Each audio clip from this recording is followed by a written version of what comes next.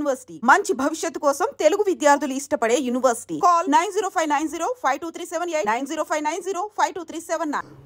Second innings కాదు, నా new journey అన్నారు. అంటే ఫస్ట్ ఇన్నింగ్స్లో మిస్ అయిన క్యారెక్టర్స్ అన్నీ ఇప్పుడు నేను అవన్నీ ఫుల్ఫిల్ చేసుకుంటూ వెళ్తాను అన్నారు. అంటే ఏంటి, ఎలాంటి క్యారెక్టర్స్, అంటే ఎలాంటి చేయాలని ఉంది మీకు యాక్చువల్లీ?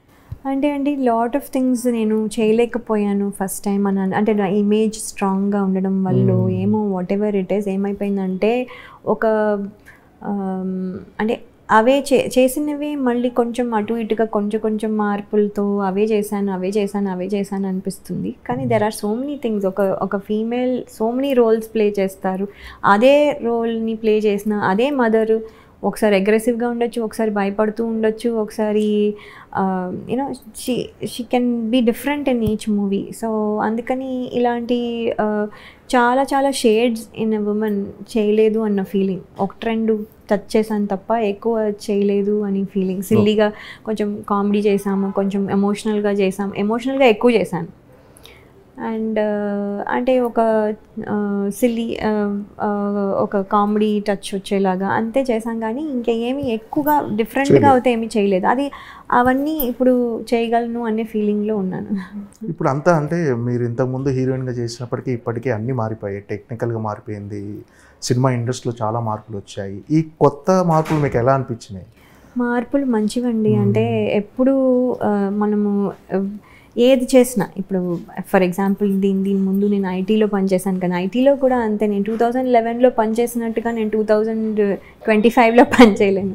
సో మనం నేర్చుకుంటూ ఉండాలి. కొత్తవేవో టెక్నాలజీ వస్తుంది, వాళ్ళే కొన్నిసార్లు ట్రైనింగ్ ఇస్తారు, మేము అప్డేట్ అవుతూ ఉండాలి, నేర్చుకుంటూ ఉండాలి. అలాగే ఫిల్మ్స్ కూడా అన్నీ అప్డేట్ అవుతున్నాయి. ఇప్పుడు పాత పద్ధతులు లాభం లేదు. సో మనం కొత్తది ఇప్పుడు మళ్ళీ మనం కొత్తగా అన్నప్పుడు మనం నేర్చుకునే ఫేజ్లో ఉంటాం. ఇదేంటి ఇప్పుడు ఇది ఇలా మారిందో, ఇలా చేయాలా, అప్డేట్ అయిపోయాక ప్రాబ్లం లేదు. అప్డేట్ అవ్వనప్పుడు మనం ఇది అబ్జర్వ్ అండ్ లెర్న్లోనే ఉండాలి అని నా ఫీలింగ్. సో నేను అదే లెర్నింగ్ ఫేజ్లో ఈ సినిమా అయితే ఆ లెర్నింగ్ ఫేజ్లో ఉంటూ చేశాను అనమాట. అంటే లగ్జరీస్ పెరిగాయి, ఇప్పుడున్న వాటిలో కంఫర్ట్స్ పెరిగాయి, వాటిని ఎలా రిసీవ్, అంటే వాటి విషయంలో ఎంతవరకు?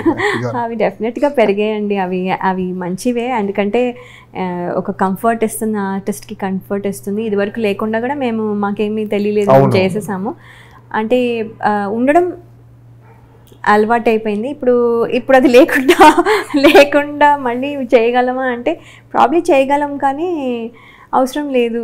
అంటే ఆ లగ్జరీ ఈజ్ రిక్వైర్డ్. నిజంగా అది లగ్జరీ కాదు, actually it's become a necessity. అది అంటే ఆర్టిస్ట్కి ఒక క్యారవాన్ ఉండడము, ఒక వాష్రూమ్ ఉండడము, ఒక ప్లేస్ టు యూనో అంటే మేకప్ పోతుంది, లేకపోతే ట్యాన్ అయిపోతాము, లేకపోతే అనవసరంగా డ్రైన్ అయిపోతాము, బయట ఉండి ఎక్కువ మాట్లాడుతుంటే ఎనర్జీ డ్రాప్ అయిపోతుంది. సో ఆల్ దీస్ థింగ్స్ కోసం ఒక ప్లేస్ ఉండడం ఈజ్ వెరీ గుడ్. నితిన్ గారితో వర్కింగ్ ఎక్స్పీరియన్స్ అంటే ఫస్ట్ టైం చేశారు కదా నితిన్ గారితో?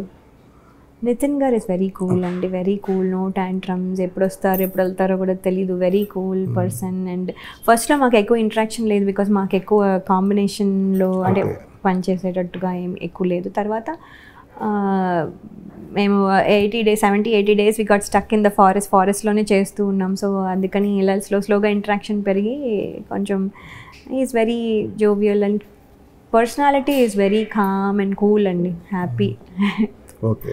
అంటే ఇది తమ్ముడు అనే సినిమా ఆడియన్స్ ఎందుకు చూడాలని అంటే మీరు ఏం చెప్పాలనుకుంటున్నారు? అంటే ఇది ఒక క్లీన్ ఫ్యామిలీ ఎంటర్టైనర్ అనుకోవచ్చు. డెఫినెట్లీ అండి, వేణు శ్రీరామ్ గారు చేశారంటే అది క్లీన్ ఫ్యామిలీ ఎంటర్టైనరే డెఫినెట్గా. అండ్ ఏంటంటే థియేటర్లో చూడాల్సిన ఎక్స్పీరియన్స్, అంటే ఓటీటీలో రేపు వస్తుంది కదా అనుకుంటారు చాలామంది, బట్ ఓటీటీలో కంటే థియేటర్లో ఇదే ట్రైలర్ మనము యూట్యూబ్లో చూసిన దానికి, ఇదే ట్రైలర్ మనం స్క్రీన్ చూసిన దానికి with the theatre sound experience is so different. ట్రైలరే అలా ఉంటే మరి సినిమా మొత్తము it's must be watched in the theatre అండి. కొన్ని సినిమాలు నేను ఇదివరకు అనుకునేదాన్ని, ఎందుకు ఇలా అంటూ ఉంటారు అని అనుకునేదాన్ని, but I never had and understanding my self, నేను ఆ డిఫరెన్స్. బట్ నేను ఇప్పుడు చూస్తున్నాను, ఈ ట్రైలర్ నేను యూట్యూబ్లో చూసిన దానికి వర్సెస్ థియేటర్లో చూసిన దానికి ఎంత difference. So I don't want to watch తమ్ముడు in the TV only. I want to watch it on the screen. So I want to tell everybody, మీరు కూడా వెళ్ళి డెఫినెట్గా థియేటర్లోనే వాచ్ చేయండి. ఓకే, అంటే మీరు ఫ్యామిలీని మిస్ అవుతున్నారు కదా, అంటే షూటింగ్ గ్యాప్లో వెళ్ళి వస్తుంటారా? అవునండి, వెళ్తూ వస్తూ ఉంటాను. అది పెద్ద అందరికీ తెలియదు కానీ but whenever there is gap I'll go and come. అంటే ఇప్పుడు బిజీ అయిపోయారు అనుకోండి, వాళ్ళని ఇక్కడ షిఫ్ట్ చేసే ఉద్దేశం ఉందా, లేకపోతే మీరే ఎలా వెళ్తూ? లేదు, బిజీ అయినా కూడా ఐ డోంట్ థింక్ అన్నీ ఏదొస్తే అన్నీ తీసుకోను కదా, అన్నీ ఇంపార్టెంట్ వే సెలెక్టెడ్ వే తీసుకుంటాను కాబట్టి I think there will be enough gap అని నేను అనుకుంటున్నానండి.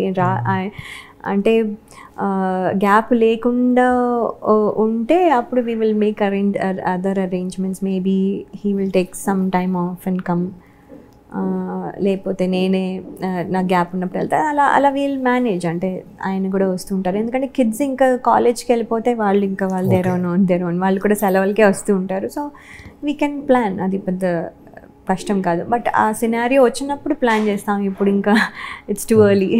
మీ డాటర్స్కి ఏమైనా ఇంట్రెస్ట్ ఉందండి సినిమా ఫీల్డ్?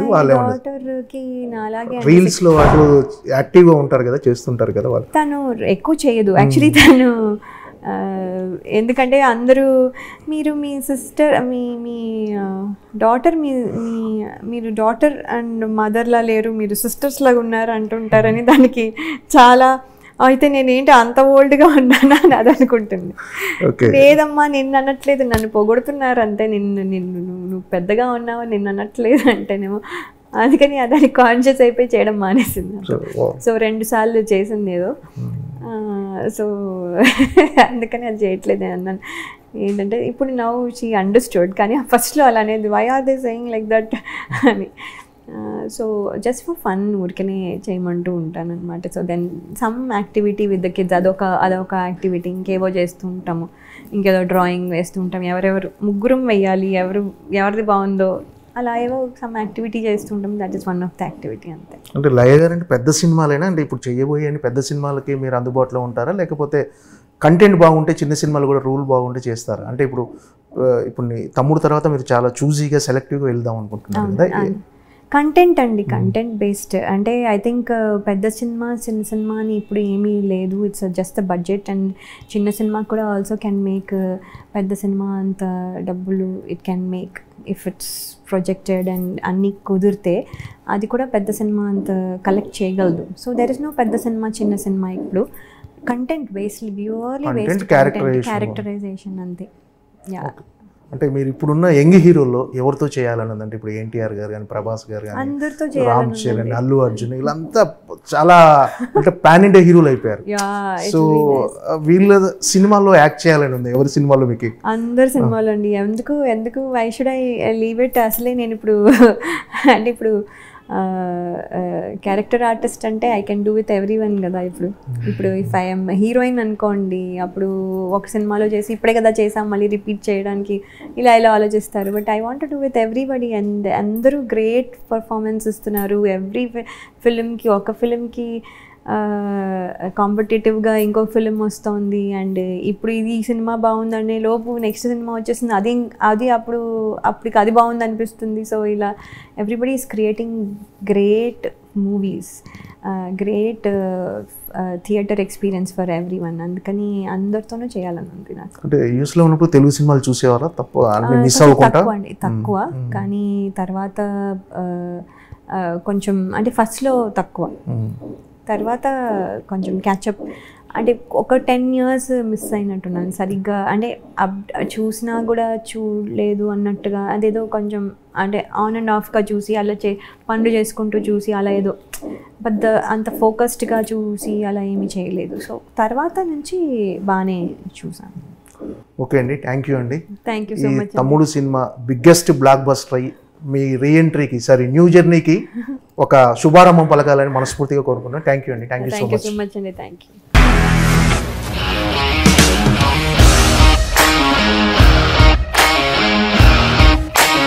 ఇండస్ట్రీలో కమిట్మెంట్ ఇష్యూస్ వస్తే నీకు కూడా వచ్చినట్టు? మార్నింగ్ తీసుకెళ్ళాలంటే కొట్టి పడేసాడు.